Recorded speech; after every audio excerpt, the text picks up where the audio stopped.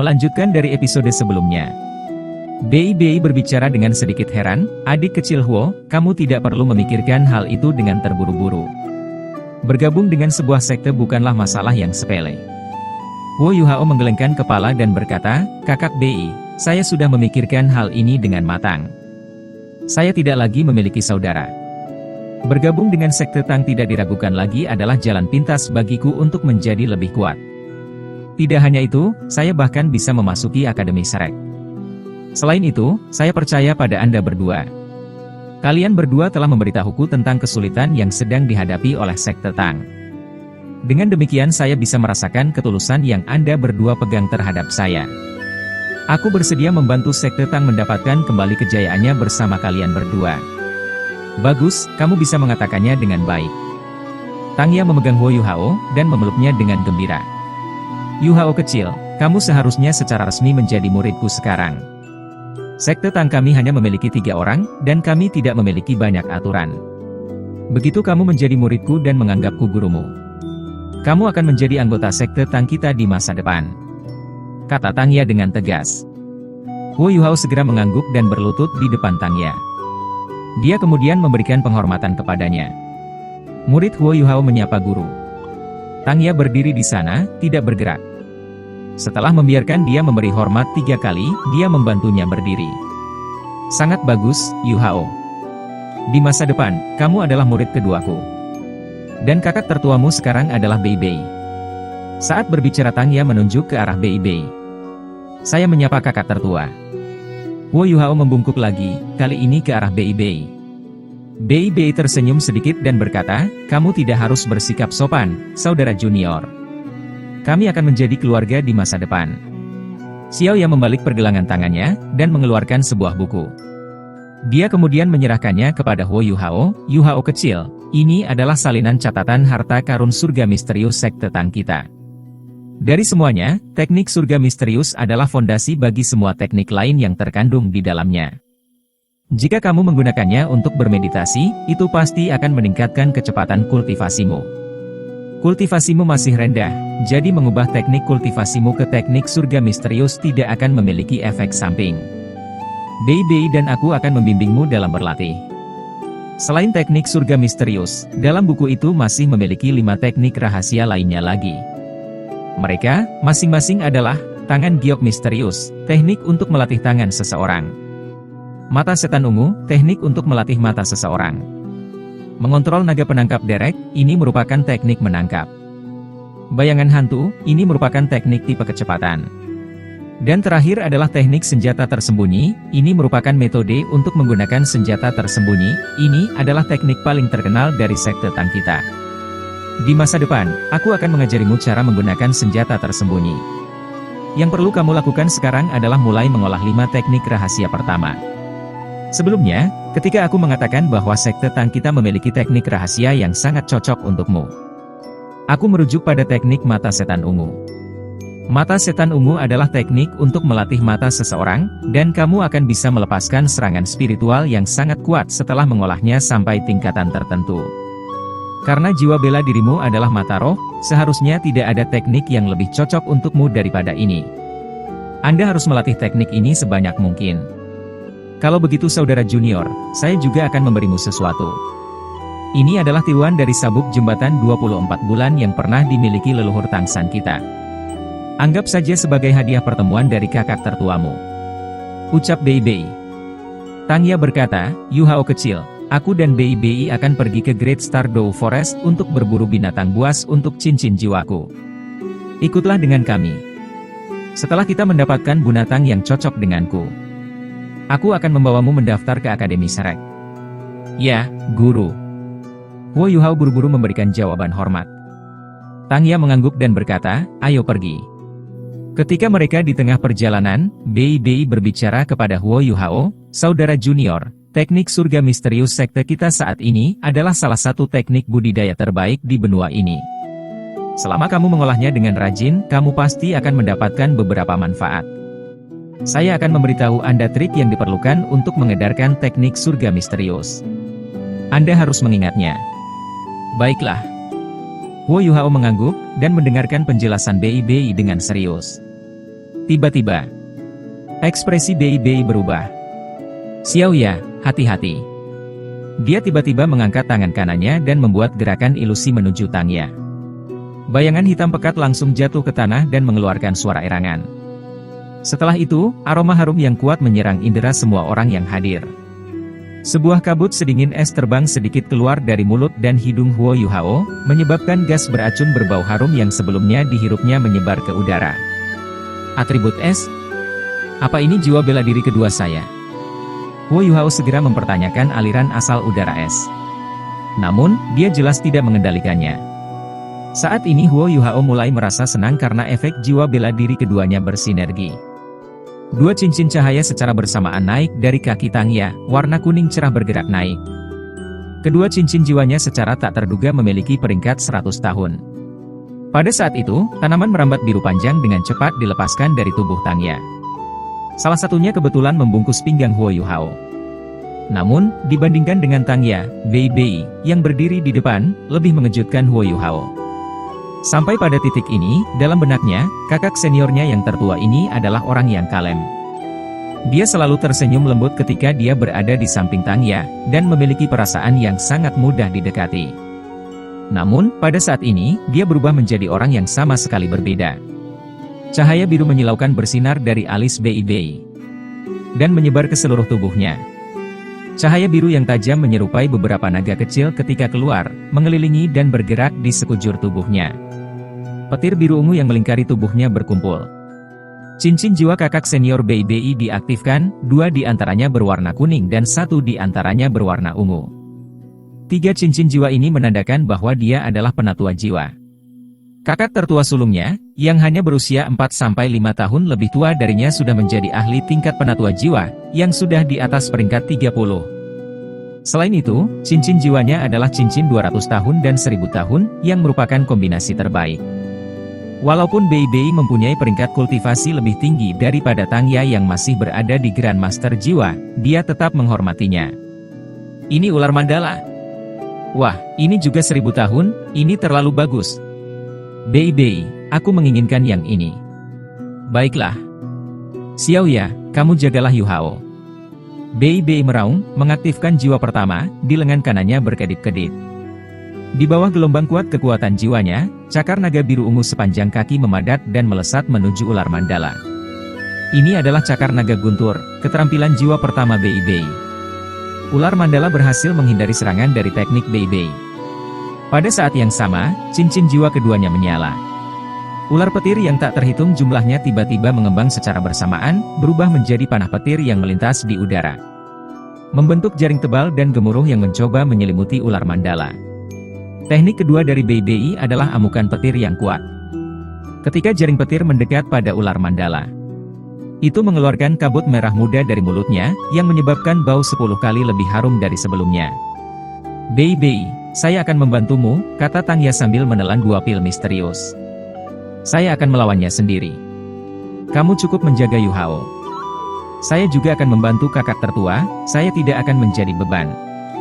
Huo Yuhao dengan cepat menuangkan kekuatan jiwanya ke dalam mata rohnya, dan keterampilan jiwa yang baru saja diperolehnya langsung melintas di benaknya.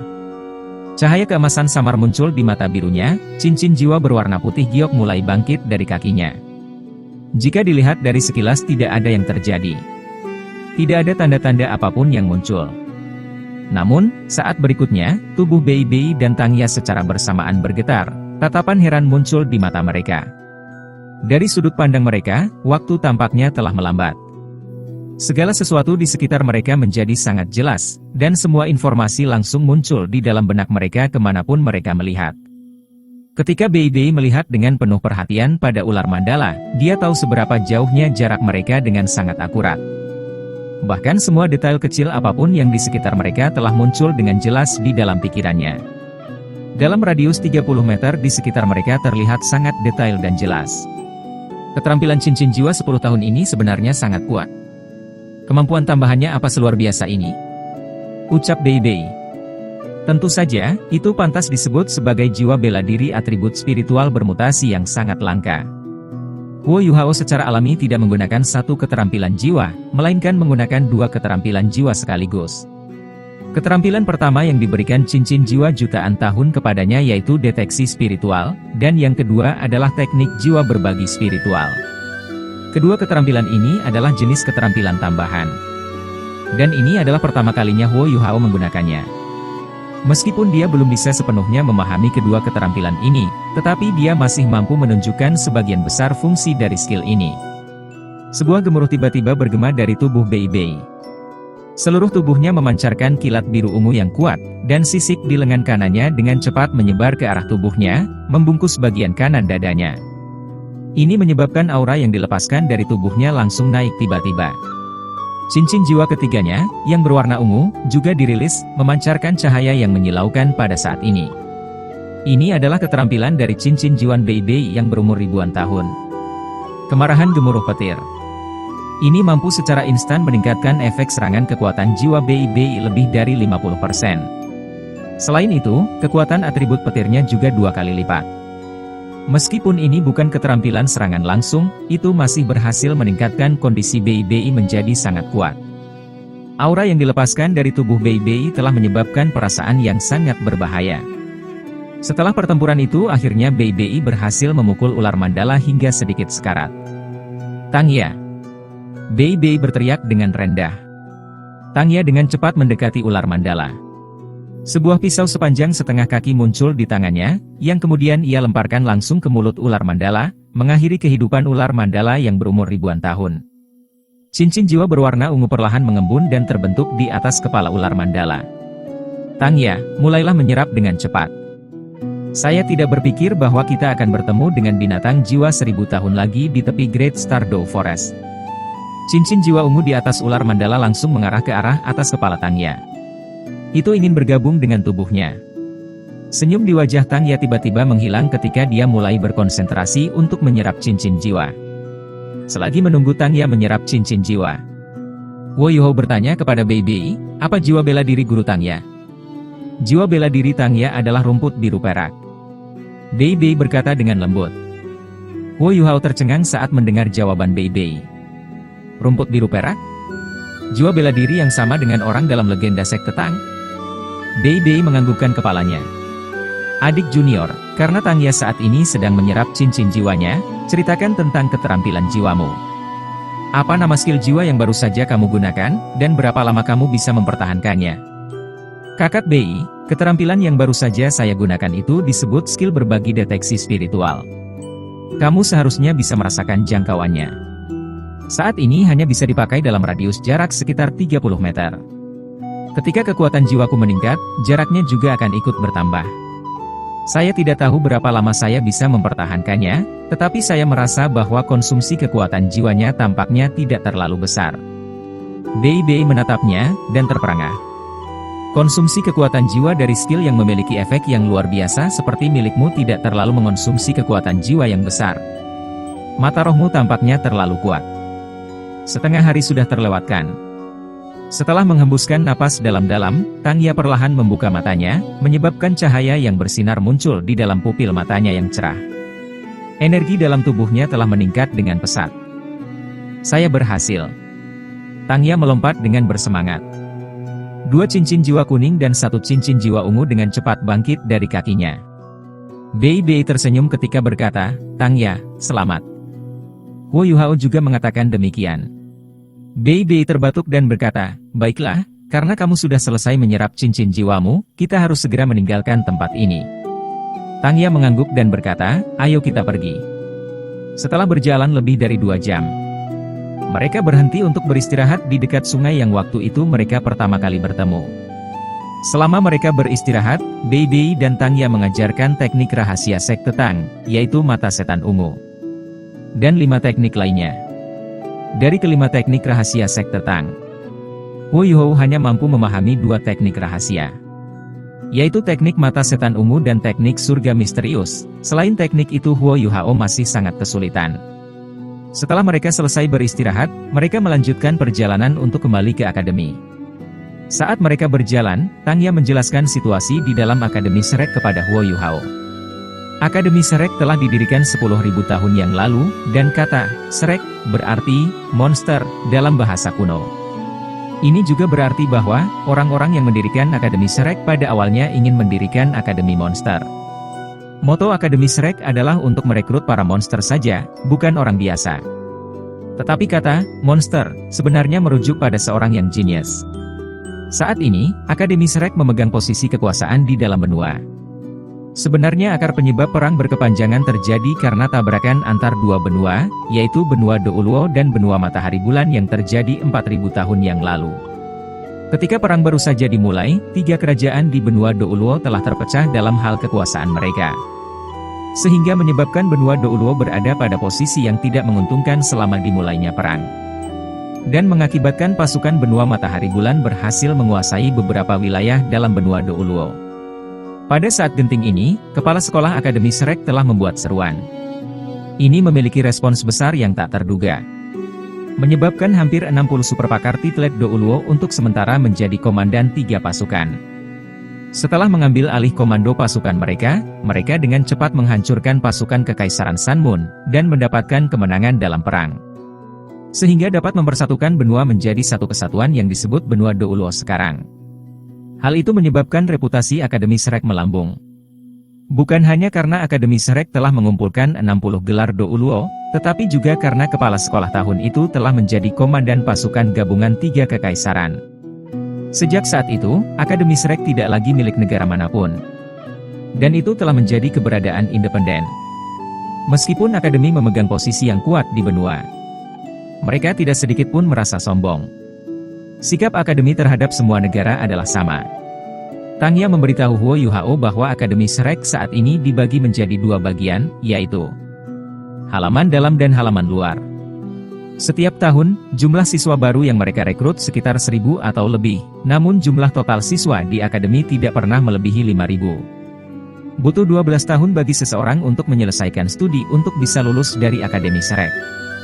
Ini juga berarti bahwa tingkat eliminasi Akademi Shrek sangat tinggi setiap tahunnya. Jika seseorang tidak bisa lulus penilaian di Akademi, dia akan dikeluarkan dari Akademi. Namun, setiap orang yang berhasil lulus dari Shrek Academy adalah seorang jenius dari generasi itu. Dapat dikatakan bahwa lulusan dari Akademi Shrek adalah seorang yang bisa disebut para ahli. Sekian cerita ini, kita lanjutkan di video selanjutnya.